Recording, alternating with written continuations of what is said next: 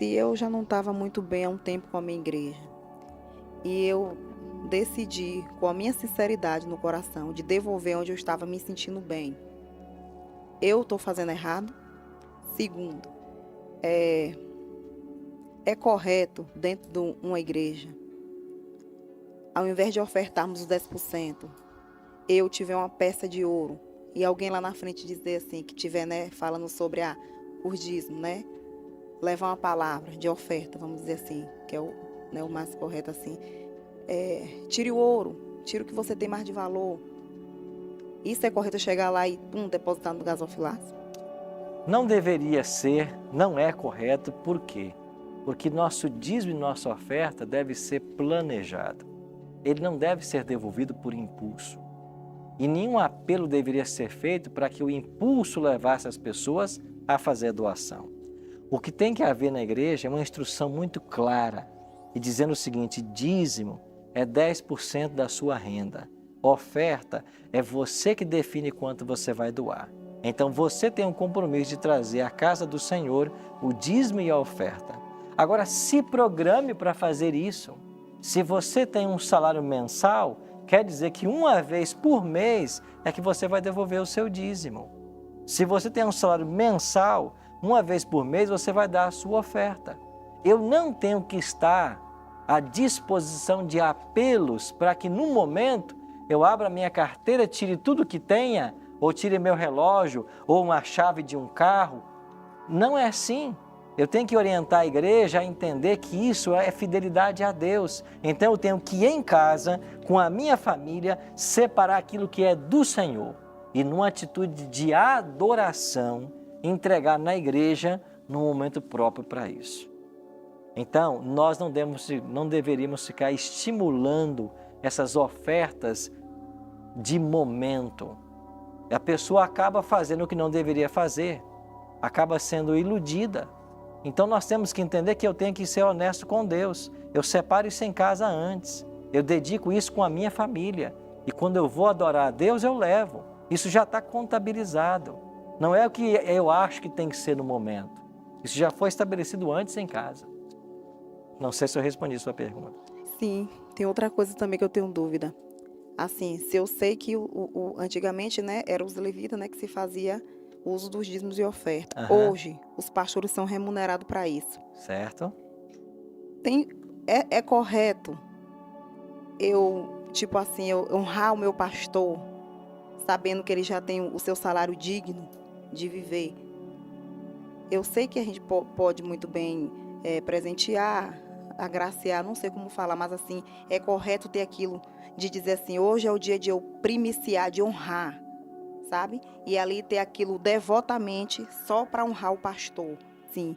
E ali, através dessa primícia, né, a autoridade que está ali na frente, ela libera uma bênção especial sobre nossa vida do que a gente, né, deseja, almeja. É bíblico. Ok. Então vamos por partes, né? Na primeira questão, nós temos aqui um texto que vai falar a respeito do Novo Testamento. Paulo diz assim: como que no Novo Testamento o ministério evangélico era sustentado? 1 Coríntios 9, 13 e 14, Paulo escreveu assim: não sabeis vós que os que prestam serviços sagrados do próprio templo se alimentam, e os que servem, e quem serve ao altar, do altar tira o seu sustento? Assim ordenou também ao Senhor os que pregam o Evangelho, que vivam do Evangelho. Então, quem são os levitas modernos? Aqueles que vivem da pregação do Evangelho, ou que pregam o Evangelho. Esses que estão exclusivamente destinados à pregação do Evangelho devem ser mantidos, sim, pelos recursos dos dízimos. Então, quem são os levitas modernos?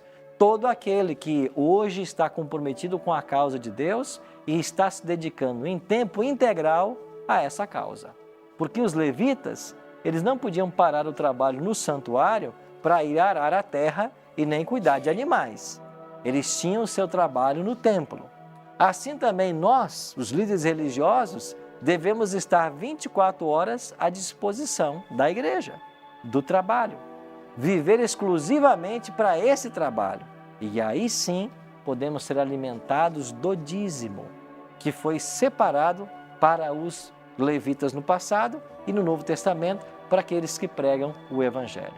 Aí você mencionou agora que existe o hábito em algumas igrejas de fazer uma oferta de primícias para o líder daquela igreja. Eu não encontro na Bíblia nenhum modelo para isso. O que nós temos na Bíblia, que era uma festa das primícias, é quando após a colheita, ou quando começava a colheita, aqueles primeiros grãos que eles colhiam, eles traziam como uma oferta de gratidão ao Senhor pela colheita que Ele havia dado. Mas esse grão, esse primeiro grão, essa primícia, ela tinha o mesmo destino que tinha o dízimo. Ela ia para o templo e do templo tirava-se o sustento do levita. Não era para o levita, era para o templo e do templo se tirava o sustento. Certo? Sim, Marcelo. Pastor, vamos colocar assim a pergunta, além do sustento do templo, o que mais é para fazer com o dinheiro da igreja? O dízimo é para ser usado exclusivamente na pregação do Evangelho. Então, tudo que envolva pregar o Evangelho, quer seja salariar o pastor, quer seja produzir materiais, quer seja o que você estiver usando diretamente na pregação do Evangelho, ele é justificado no dízimo. Tem algum texto na Bíblia que se refere assim, que o dízimo é para cuidar de órfãos e viúvas? Tem alguma coisa assim? Não. Em Israel, houve um tempo em que os israelitas começaram a devolver um segundo dízimo e eles pegaram esse segundo dízimo e começaram a usar para atender aos necessitados. Sim. Então, se eu quiser fazer uma reserva extra, um outro valor, para atender a necessidades especiais de alguma família, eu posso fazer. Mas o meu compromisso primário com o dízimo é com o templo. Certo. Então, o dízimo da igreja é para cuidar exclusivamente, para pregar a palavra e pagar os pastores, vamos que colocar estão assim, vivendo em função do dízimo. Mas essa pergunta direto para a igreja adventista. A igreja adventista hoje, ela tem um trabalho social? Ela tem. Tem um trabalho social. Nós temos uma entidade chamada ASA, que é Assistência Social Adventista.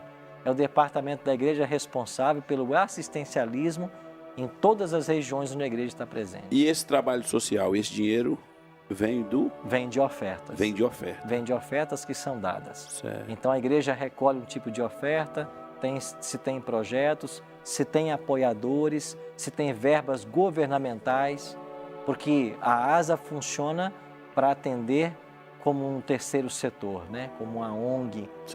A ideia é atender as pessoas carentes. Então não é o dinheiro do dízimo que faz esse assistencialismo. Entendi. Certo? Nós temos aqui, Elislândia. Feliz de Nólia. Feliz de Nólia. Isso. Hoje troquei o seu nome 2 vezes já, né? Pastor, além do dízimo, o que devemos trazer mais para o Senhor? Pronto. Que está o próximo texto agora.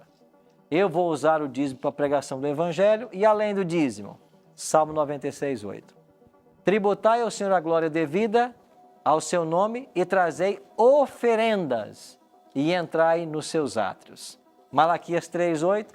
Roubará o homem a Deus? Todavia vós me roubais e dizeis, em que te roubamos? Nos dízimos e nas ofertas. Então, o plano financeiro de Deus para o seu povo é isso aqui. Além do dízimo, é a oferta. Então, eu só tenho 2 coisas na Bíblia.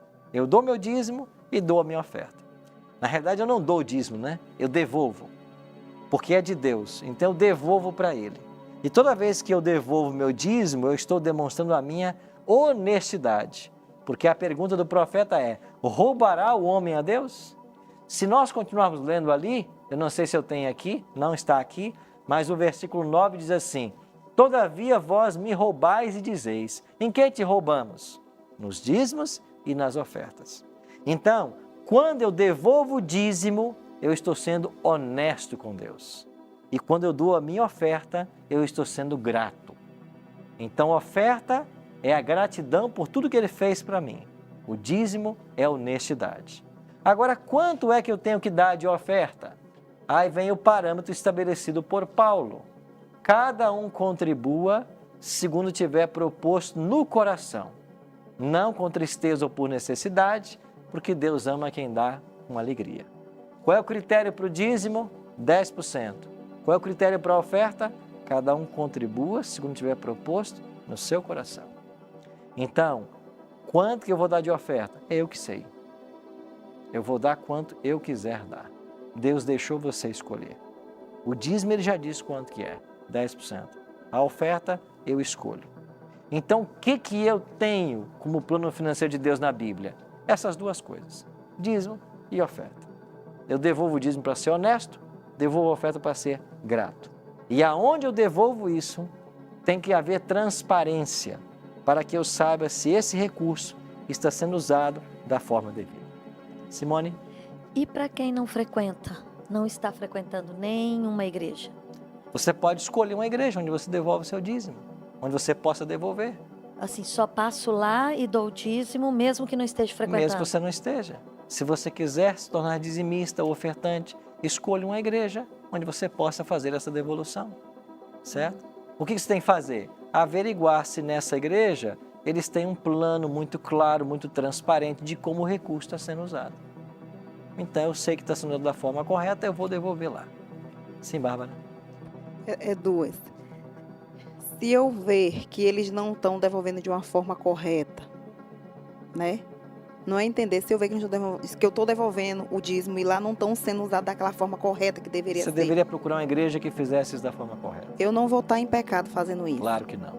E outra coisa, é correto uma liderança de uma igreja expulsar algum membro da igreja por não dizimar?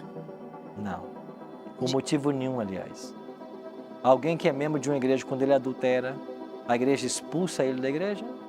A igreja pode até discipliná-lo, pode lidar com ele de forma eclesiástica, mas toda disciplina tem a função de recuperar a pessoa. Não existe motivo para expulsar ninguém da igreja.